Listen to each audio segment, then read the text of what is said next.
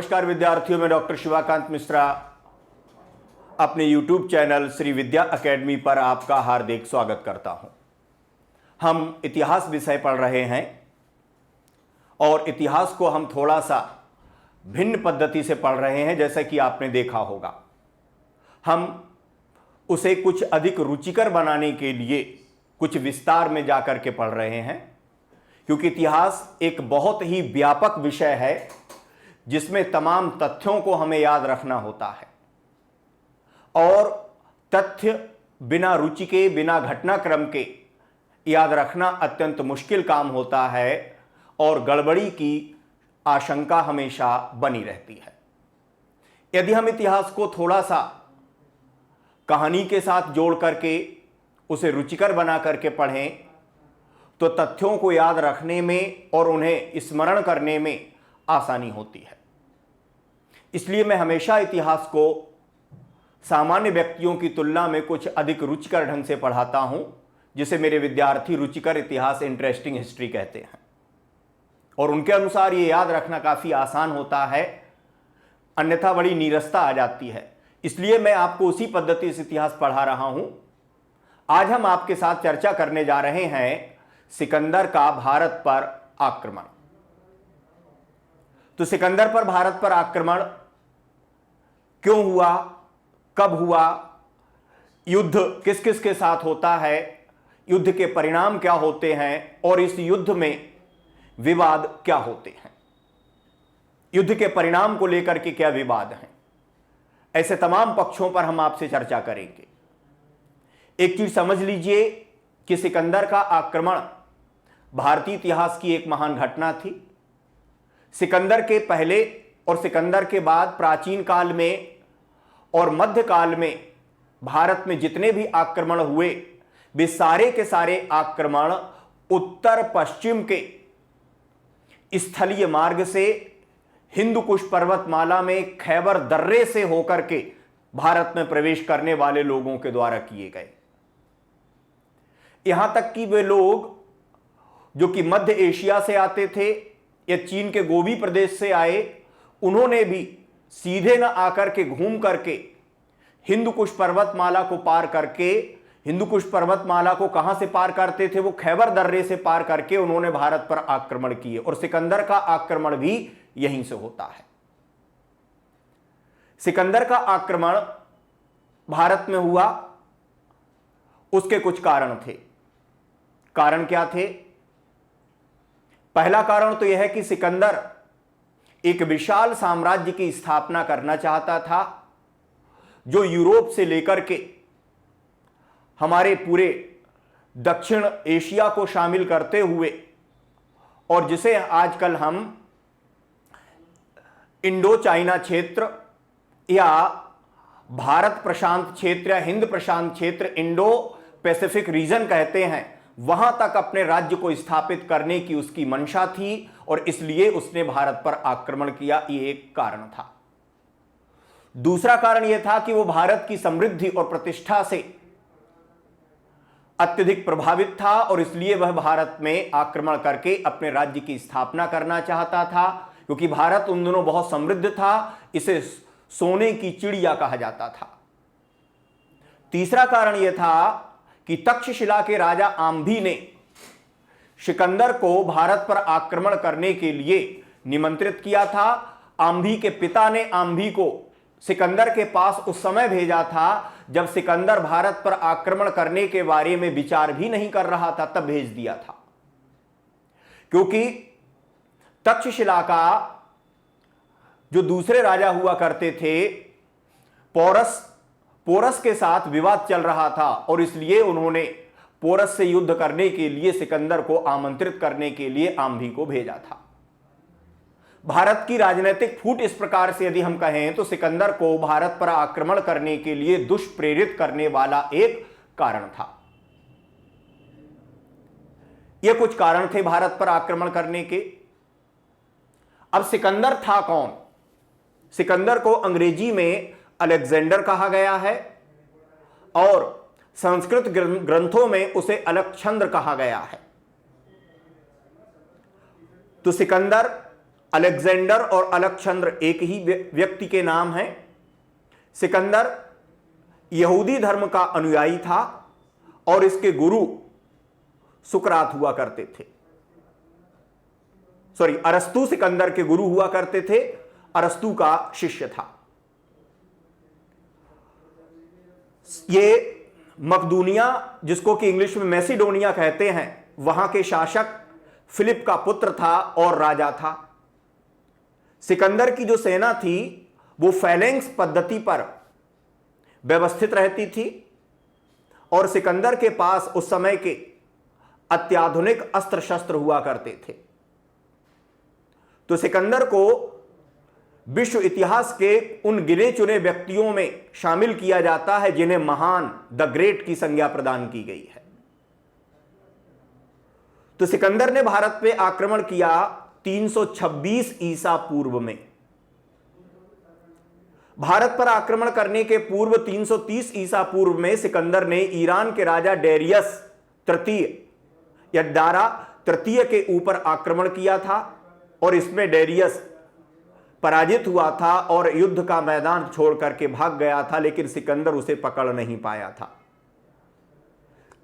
इस तथ्य की उल्लेखनीय घटना यह है कि उस समय भारत का राज्य, भारत जो था वो हिंदुकुश पर्वतमाला के पश्चिम में भी फैला हुआ था।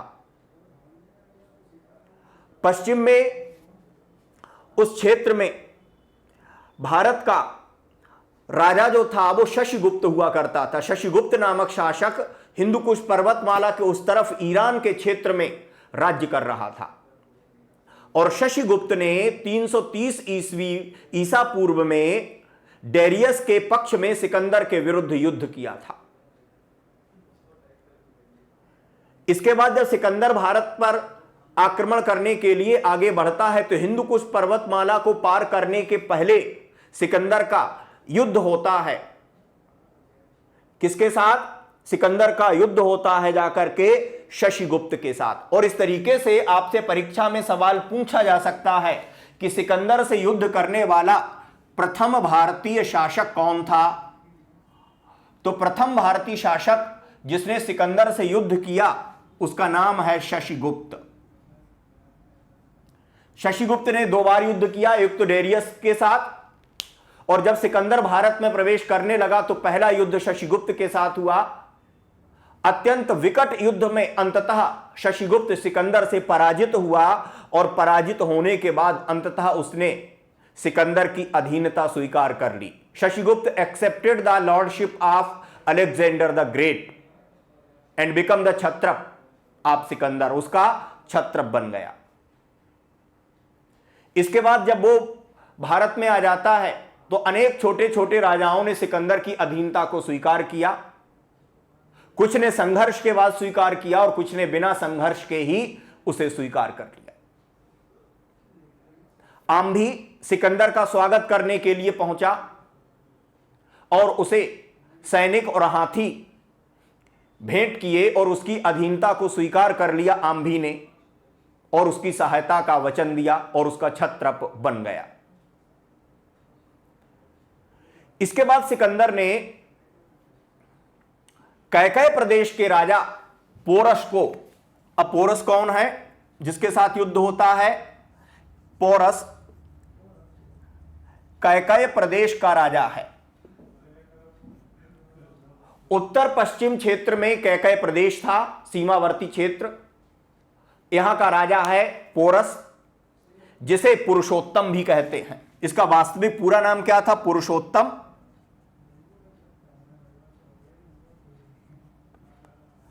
तो पोरस और पुरुषोत्तम, इसे पुरु भी कहा गया है। पुराणों में इसे राजा पुरु की संज्ञा दी गई है।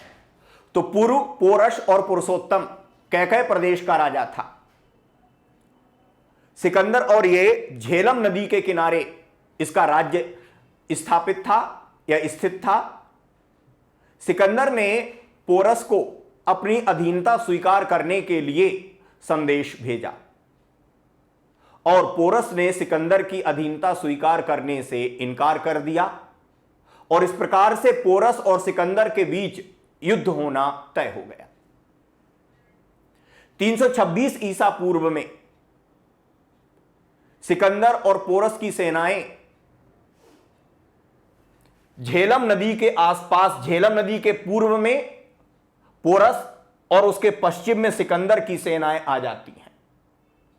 इस युद्ध की एक निश्चित तिथि ज्ञात नहीं है, माना जाता है जुलाई या अगस्त 326 ईसा पूर्व का वक्त है ये। तो उस समय बरसात का मौसम था। सिकंदर पश्चिम में और पोरस पूर्व में। बरसात के कारण झेलम नदी में बाढ़ थी। झेलम नदी को हाइडस्पस भी कहा गया है और इसलिए इसको बैटल ऑफ हाइडस्पस भी कहा गया है। झेलम की लड़ाई या बैटल ऑफ हाइडस्पस। तो भयंकर बाढ़ थी और बाढ़ के कारण सिकंदर और पोरस की सेनाएं मिल नहीं पाती हैं युद्ध के लिए। आप कह सकते हैं कि सावन का महीना, पवन करे शोर और दुश्मन मेरा उस पार है, लड़ने को जिया बेकरार है। तो बाढ़ के कारण दोनों आमने सामने खड़े रहे, एक दूसरे को देखते रहे। पोरस ने यह सोचा कि इतनी भीषण बाढ़ में सिकंदर झेलम नदी को पार करके इस तरफ नहीं आ पाएगा और उसने सतर्कता की अवहेलना की, नेग्लिजेंस ऑफ द अलर्टनेस, जो कि एक महान भूल थी। सिकंदर अगर यूरोप से चलकर के यहां तक आ गया था जीतते हुए, तो वो सिर्फ एक वीर और साहसी योद्धा ही नहीं था, वरन एक अत्यंत सूझबूझ वाला व्यक्ति भी था, जो कि अपने शत्रु को सरप्राइज करता था, उसे विस्मित कर देता था। सिकंदर चुप नहीं बैठा और सिकंदर ने पता लगाया कि किस तरीके से, किस स्थान से इस बाढ़ के मौसम में भी वो नदी को पार कर सकता है। तो इस चित्र में अगर आप देखें तो यहां पर एक जो द्वीप बना हुआ है, ये नदी पर, जहां पर दो नदियां मिलती संगम है, यहां पर एक नदी के बीच में एक द्वीप है। नदी चौड़ी है और नदी का पानी यहां पर कम है, छिछला है। तो सिकंदर ने अपनी कुछ सेना को अपने इस शिविर के अंदर छोड़ दिया और इनसे कहा कि खूब नाच गाना करो, रास रंग करो, और ताकि पोरस को यह लगे कि सिकंदर आने जाने का कोई कार्यक्रम नहीं कर रहा है, वो चुपचाप नाच गाने में मगन है।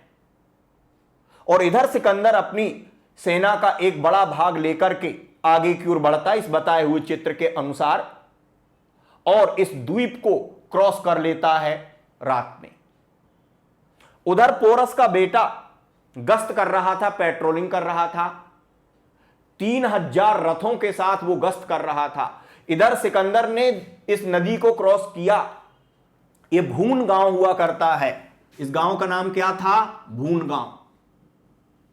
भून गांव के पास सिकंदर ने नदी को क्रॉस किया और यहीं पर सिकंदर और पोरस के बेटे के बीच युद्ध हुआ, जिसमें सिकंदर ने पोरस के बेटे की हत्या कर दी।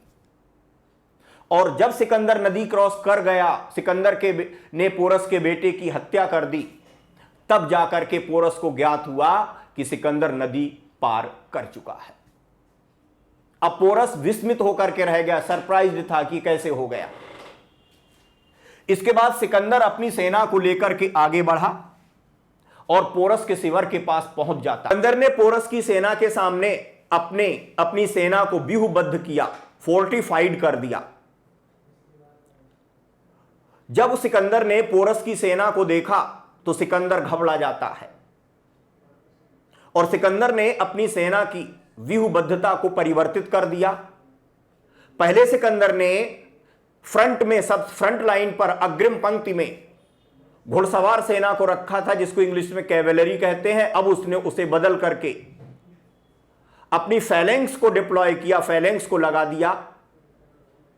फैलेंक्स में 16 और या 8, सिकंदर के समय 8 लोग रह गए थे, इसके पहले 16 लोगों की एक लाइन हुआ करती थी। तो 8 लोग हुआ करते थे जिनके पास एक अस्त्र हुआ करता था जिसको कहते थे सरिसा। सरिसा नामक एक हथियार था जो कि फैलेंक्स के द्वारा यूज किया जाता था। यह सरिसा 19 से लेकर के 23 फीट लंबा एक लोहे का मोटा भाला हुआ करता था, सामने से बहुत नुकीला। सिकंदर के पिता के समय इसको 16 लोग लेकर के चलते थे और सिकंदर के समय इसमें 8 व्यक्ति लेकर के इसको चलते थे लाइन से, और फिर वो 8 व्यक्ति एक साथ मिलकर के उसको थ्रो करते थे, फेंकते थे। तो इस सरिसा की विशेषता यह हुआ करती थी कि लोहे की मोटे से मोटे कवच को भी भेद दिया करता था, क्योंकि 8 व्यक्ति अगर किसी लोहे के मोटे भाले को, नुकीले भाले को एक साथ ताकत लगा करके फेंकेंगे तो बड़े से मोटे कवच को भी यह भेद देता था। तो सिकंदर ने अपने फैलेंक्स को आगे कर दिया और फैलेंक्स को निर्देश दिया कि जो सरिसा है वो हाथियों की सूंडों में घुसेड़ दिया जाए और हाथियों की आगे की टांगों में घुसेड़ दिया जाए, और इसी सरिसा के द्वारा जो महावत बैठा है हाथी को चलाने के लिए, उस महावत को नीचे गिरा दिया जाए। पोरस की सेना में अग्रिम पंक्ति में फ्रंट लाइन पर हाथी थे और इस तरीके से सिकंदर के निर्देशानुसार हाथियों की सूंडों को छेद दिया गया, उनके अगले पैरों को छेदा गया और महावतों को हाथी से गिरा दिया गया। हाथी विचलित हो गए और विचलित होकर के पलट करके भागे और अपनी ही सेना को रौंदने लगे। यहीं पर यह कहा जाता है कि पोरस की सेना में रथ हुआ करते थे। बरसात के कारण जो कीचड़ था, उस कीचड़ में रथों के पहिए धंस गए। पोरस की सेना में जो सैनिक हुआ करते थे उनके पास धनुष थे, आदम का धनुष, मनुष्य के हाइट और उससे बड़े धनुष हुआ करते थे, जिन्हें जमीन पर टिका करके पैर के सहारे से हाथ से खींच करके यूं चलाते थे। तो कहा गया कि वो जो धनुष थे वो फिसल गए क्योंकि कीचड़ हो गया था और उनसे सटीक निशाने न लग सके, और इस तरीके से भीषण युद्ध हुआ। सिकंदर की सेना जहां पूरी तरह से कवचित थी, आर्मर्ड थी, उसके घोड़े भी कवच पहने हुए थे और सिकंदर की सेना के पास कवच नहीं थे। यह युद्ध जो हुआ था, जिस स्थान पर हुआ था, उस स्थान को कहते हैं कर्री का मैदान। कर्री, जिसको कारी भी कहते हैं, कारी का रेतीला मैदान। इस मैदान में युद्ध हुआ था। झेलम नदी के किनारे रेत थी और वो रेत कर्री या कारी का मैदान कहा जाता था, काली रेत थी। उस मैदान में ये युद्ध हुआ था। तो तीर भी फिसल गए, रथों के पहिए धंस गए और इस तरीके से सिकंदर की सेना को काफी नुकसान हुआ। पोरस की सेना को काफी नुकसान हुआ। पोरस की सेना बहुत अच्छे अस्त्र शस्त्रों से सुसज्जित नहीं थी और इसलिए एक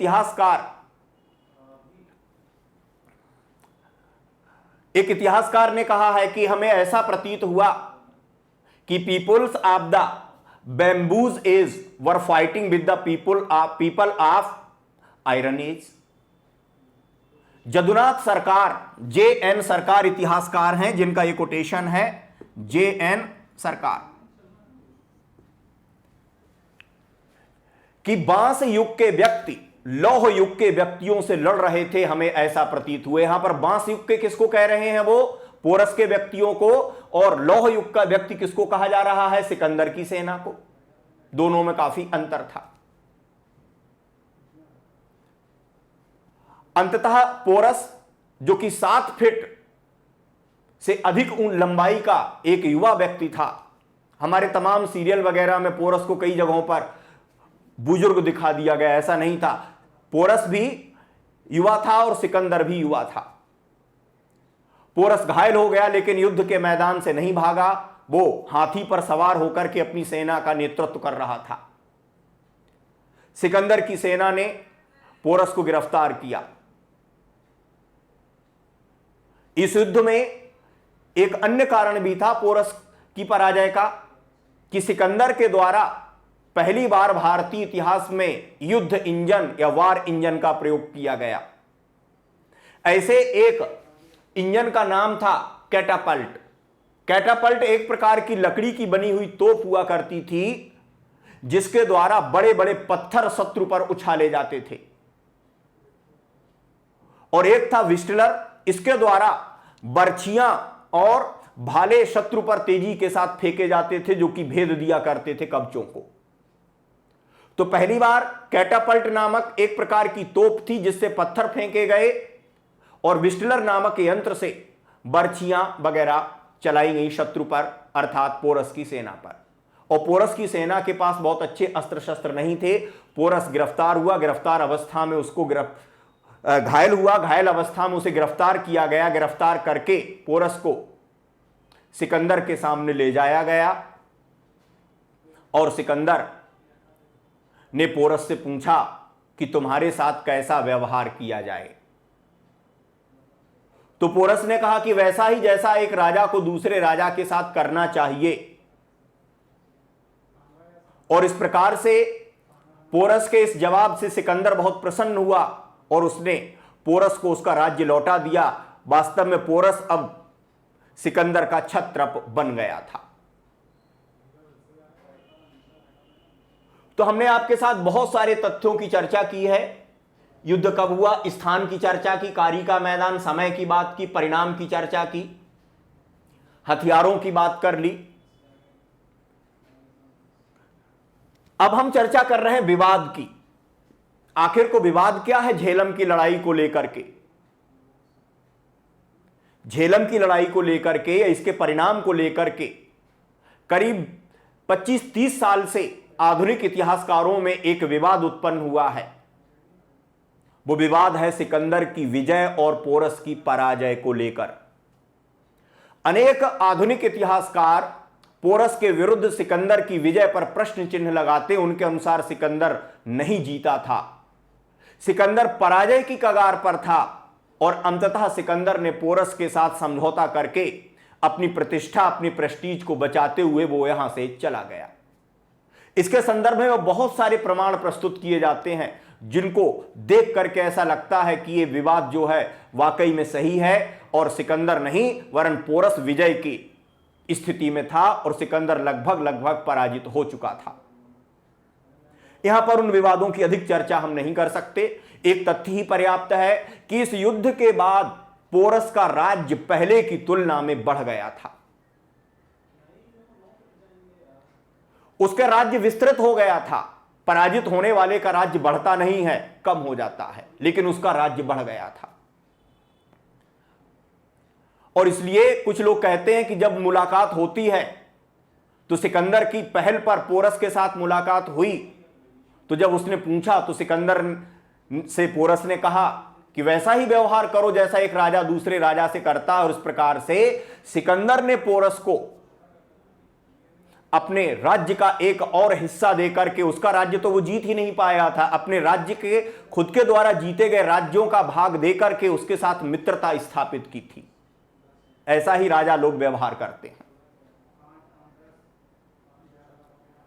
इस युद्ध के बाद भारत में यूनानी साम्राज्य की स्थापना, राज्य की स्थापना हो गई।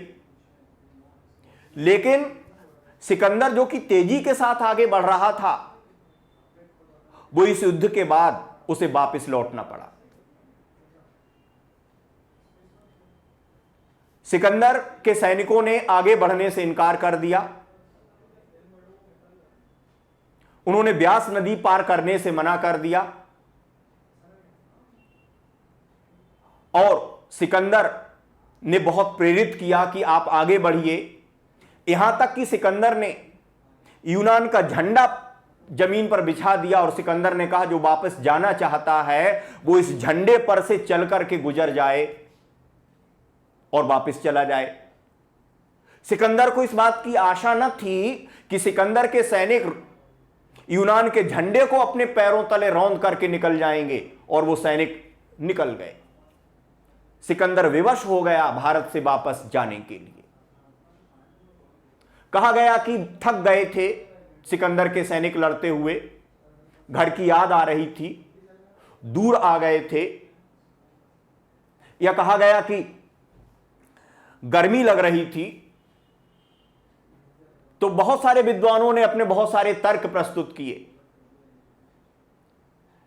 कि सिकंदर ने 330 ईसा पूर्व में जब ईरान के शासक डेरियस तृतीय पर आक्रमण किया था, तो मई जून का महीना था, तो कहा गया कि मई जून के महीने में ईरान में उनको गर्मी नहीं लगी और जुलाई और अगस्त में पंजाब और जम्मू कश्मीर के क्षेत्र में जहां की इतना ठंडा मौसम होता वहां उनके सैनिकों को गर्मी लग रही थी। तो इतिहासकार कहते हैं नहीं, वो भारतीय सैनिकों की वीरता से भयभीत हो गए थे और ये बहाना था कि गर्मी लग रही है। वो वापस लौटने को विवश हुए, चले गए। सिकंदर के आने के बाद भारत का संपर्क हुआ यूनान से, लेकिन सिकंदर का कोई स्थायी प्रभाव भारतीय राजनीति पर नहीं हुआ और इसलिए एक इतिहासकार ने कहा कि वह आंधी की तरह से आया और तूफान की तरह से चला गया। अब आपसे किसी भी ऑब्जेक्टिव एग्जाम में यही पूछा जा सकता है, यह कोटेशन किसके बारे में कहा गया है कि वह आंधी की तरह से आया और तूफान की तरह से चला गया।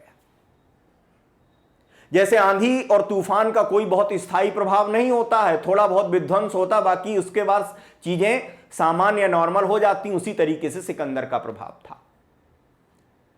सिकंदर के जाने के बाद सिकंदर 323 में सिकंदर की मृत्यु हो जाती है, बेबीलोन में मृत्यु हुई।